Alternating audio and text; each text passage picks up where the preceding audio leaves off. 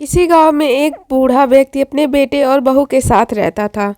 परिवार सुखी संपन्न था, किसी तरीके की कोई भी परेशानी नहीं थी। बूढ़ा बाप जो किसी समय अच्छा खासा नौजवान था, आज बुढ़ापे से हार गया था। चलते समय लड़खड़ाता था, अब तो लाठी की जरूरत भी पड़ने लगी थी। चेहरा झुर्रियों से भर चुका था, बस अपना जीवन किसी तरीके से व्यतीत कर रहा था।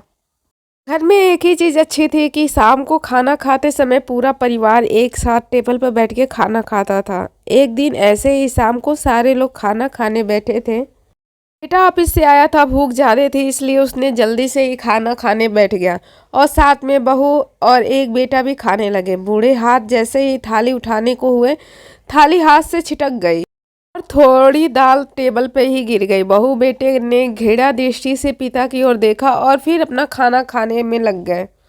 बूढ़े पिता ने जैसे ही अपने हिलते हाथों से खाना खाना शुरू किया तो खाना कभी कपड़ों पे गिरता तो कभी जमीन पर। बहू ने चिढ़ते हुए कहा कि हे राम, कितनी गंदी तरीके से खाते हैं, मन करता है कि इनकी थाली को अलग कोने में लगवा दे। बेटे ने भी ऐसे ही सर हिलाया जैसे पत्नी की बात से सहमत हो। नन्हा पोता यह सब मासूमियत से देख रहा था। अगले दिन पिता की थाली उस टेबल से हटाकर एक कोने में लगवा दी गई। पिता की डबडबाती आंखों से सब कुछ देखते हुए भी कुछ बोल नहीं पा रही थी। बूढ़ा पिता रोज की तरह खाना खाने लगा।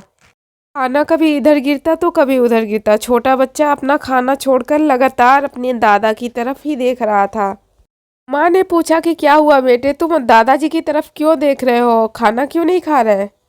बच्चा बड़ी मासूमियत से बोला, माँ मैं सीख रहा हूँ कि वृद्धों के साथ कैसा व्यवहार करना चाहिए। जब मैं बड़ा हो जाऊंगा और आप लोग बूढ़े हो जाओगे तो मैं भी आप लोग को इसी तरीके से कोने में खाना खिलाया करूँगा।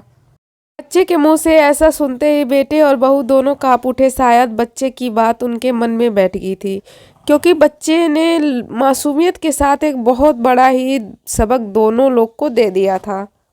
बेटे ने जल्दी से आगे बढ़कर पिता को उठाया और वापस टेबल पर खाने के लिए बिठाया और बहू भी भागकर पानी का गिलास लेकर आई कि पिताजी को कोई भी तकलीफ ना हो। तो आई होप मेरी ये स्टोरी आप सबको ज़रूर पसंद आई होगी। अगर स्टोरी पसंद आई हो और ऐसी कहानी को सुनने के लिए तुरंत मेरे चैनल को सब्सक्राइब करें। Thanks for watching our videos.